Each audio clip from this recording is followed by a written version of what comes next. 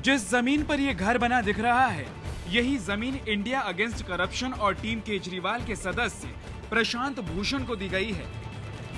हिमाचल प्रदेश के पालमपुर में प्रशांत भूषण की चैरिटेबल संस्था कुमुद भूषण एजुकेशन सोसाइटी को दी गई यही जमीन विवादों में है। इसी जमीन पर कुमुद भूषण एजुकेशनल सोसाइटी ने इंस्टीट्यूट खोला है। कांग्रेस का आरोप है कि इस चाय बागान की करीब 5.25 एकड़ जमीन गैर कानूनी तरीके से कुमुद भूषण एजुकेशन सोसाइटी को दी गई। भूषण परिवार को पालमपुर में जगह दी गई। 4.68 एकड़ जगह जो है उनको सारे नियम तोड़ के दी गई और कांग्रेस के विधायक सुधीर शर्मा ने पूरा मामला उठाया। कांग्रेस के दूसरे विधायक मुकेश अग्निहोत्री ने पूरा ये मामला उठाया, लेकिन इसका न कोई जवाब हो रहा है, न कोई जू रेंग रही है। ये करीब 7 से 8 करोड़ रुपए के बीच की जमीन है जो कुछ लाख में इनको दे दी गई।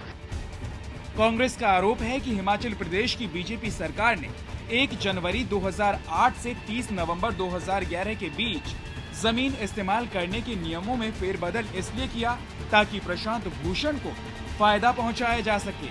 कांग्रेस के मुताबिक भूषण को 123 कैनाल जमीन 28,000 रुपए प्रति कैनाल की दर से दी गई, जबकि इस जमीन का बाजार भाव उस वक्त 8 से 10 लाख रुपए प्रति कैनाल था। दिलचस्प बात यह है कि पिछले 4 सालों में भूषण के ट्रस्ट के अलावा किसी भी और शख्स को चाय बागान की जमीन खरीदने के लिए नियमों में छूट नहीं दी गई है। नियमों के मुताबिक हिमाचल प्रदेश के लोगों के अलावा हिमाचल प्रदेश में कोई भी जमीन नहीं खरीद सकता है। अगर कोई बाहर का शख्स खेती के अलावा किसी और काम के लिए जमीन खरीदता है तो उसे land reforms and tenancy act की धारा 118 के तहत राज्य सरकार से छूट मांगनी पड़ती है।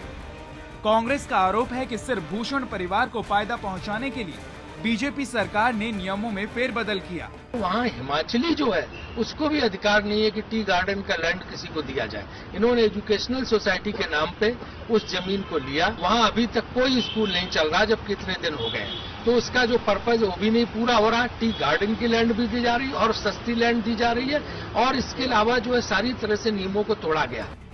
प्रशांत भूषण ने अपने ऊपर लगे आरोपों की सफाई देते हुए कहा है कि हिमाचल प्रदेश सरकार ने कुमुद भूषण एजुकेशन सोसाइटी को चाय बागान की करीब 12 एकड़ जमीन खरीदने की इजाजत दी है ताकि एक पब्लिक पॉलिसी इंस्टीट्यूट, छोटा स्कूल और एक बच्चों के पढ़ने का सेंटर खोला जा सके।